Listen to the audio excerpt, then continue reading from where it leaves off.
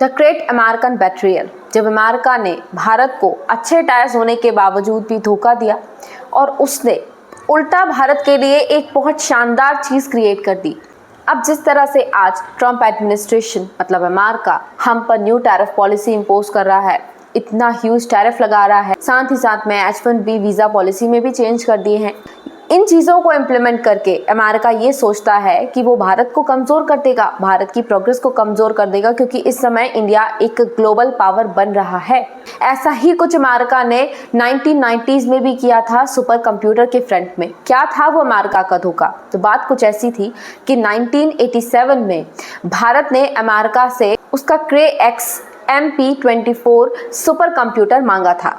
America से उस समय डिमांड थी कि हमें आप अपना क्रे सुपर कंप्यूटर दे दीजिए सो दैट हम अपने वेदर फॉरकास्टिंग सिस्टम को सुधार सकें, मतलब हम अपनी वेदर फॉरकास्टिंग को कर सकें जिससे कि जो फसल बोने का समय है वो निश्चित किया जा सके। अब फसल बोने का समय सही होगा, वेदर की सही जानकारी होगी तो उससे हमारी फसल अच्छी होगी, फसल अच्छी होने की वजह से फूड सिक्योरिटी भारत में मेंटेन होगी और वो भारत को हर तरह से प्रोग्रेस करने में हेल्प करेगा।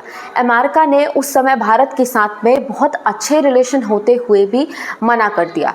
अमेरिका का फ्रंट ये था और कहना ये था कि हम सुपर कंप्यूटर भारत को नहीं दे सकते क्योंकि ये एक ड्वेल यूज़ टेक्नोलॉजी है, भारत इसका यूज़ मिलिट्री और न्यूक्लियर पावर के लिए भी कर सकता है, क्योंकि एक सुपर कंप्यूटिंग डिवाइस है जो कि डेटा एनालिटिक्स बहुत ज़्यादा स्ट्रांगली प्रोवाइड कर सकती है। यूएस ने सुपर कंप्यूटर देने से इनकार किया था कि आप इसका मिलिट्री लेवल पर यूज़ कर लो तो, पर मेन रीज़न ना देने का ये था कि कोल्ड वॉर में इंडिया ने नॉन प्रोलिफरेशन रुख अपनाया था और यूएस ये चीज़ नहीं चाहता था। यूएस चाहता था कि इंडिया वेस्टर्न वर्ल्ड का साथ दे, जबकि इंडिया ने उस कोल्ड वॉर में नॉन प्रोलिफरेशन मतलब हम किसी के साथ नहीं हैं, हम तो पीस की बात करते हैं, इसे अपनाया था। इसी बात से चिढ़ा हुआ था अमेरिका और इसलिए अमेरिका ने सुपर कंप्यूटर दिया नहीं।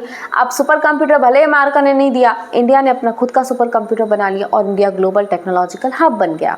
अब इस समय अमेरिका ने सोचा था कि इंडिया को हम क्योंकि ये टेक्नोलॉजिकल प्रोसेस तो दे नहीं रहे हैं, इसकी वजह से इंडिया कैसे प्रोग्रेस कर पाएगा। बट जब इंडिया को सुपर कंप्यूटर्स नहीं मिले, सुपर कंप्यूटिंग डिवाइस नहीं मिली, इसके बाद में गवर्नमेंट ने 1988 में CDAC मतलब centre for the development of advanced computing को ये परमिशन दे दी कि आप सुपर कंप्यूटर बनाइए और 1988 में ही CDAC ने परम 8000 मतलब परम 8000 सुपर कंप्यूटर बना लिया, जो कि भारत का पहला डोमेस्टिकली बिल्ट सुपर कंप्यूटर था जो कि ह्यूज डेटा एनालिटिक्स प्रोवाइड करता था।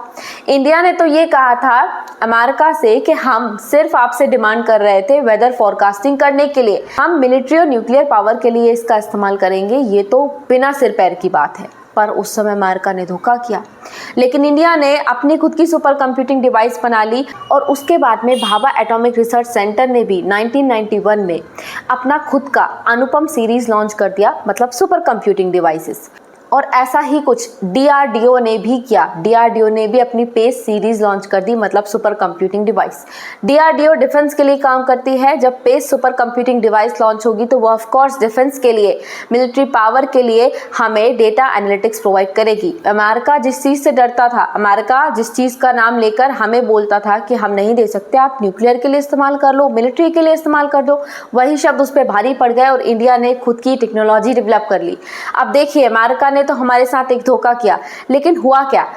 अमेरिका ने तो हमारे साथ धोखा किया, पर अगर हम अमेरिका से सुपर कंप्यूटर लेते तो हम उसका इस्तेमाल सिर्फ अपने वेदर फॉरकास्टिंग के लिए कर पाते। पर अमेरिका के एक धोखे ने इंडिया को एक ग्लोबल टेक्नोलॉजिकल हब बना दिया, जिसके बाद में 1998 में जब न्यूक्लियर पोखरण टेस्ट हुआ तो उसमें भी, हमारे न्यूक्लियर टेस्ट में भी हमने सुपर कंप्यूटर से डेटा एनालिटिक्स लिए थे। तो जैसे तब के धोखे ने भारत को एक ग्लोबल टेक्नोलॉजिकल हब बना दिया, वैसे आज के इस धोखे से हो सकता है in that coming times India एक ग्लोबल इकोनॉमिकल हब और ज़्यादा इम्प्रूव फॉर्म में बन जाए।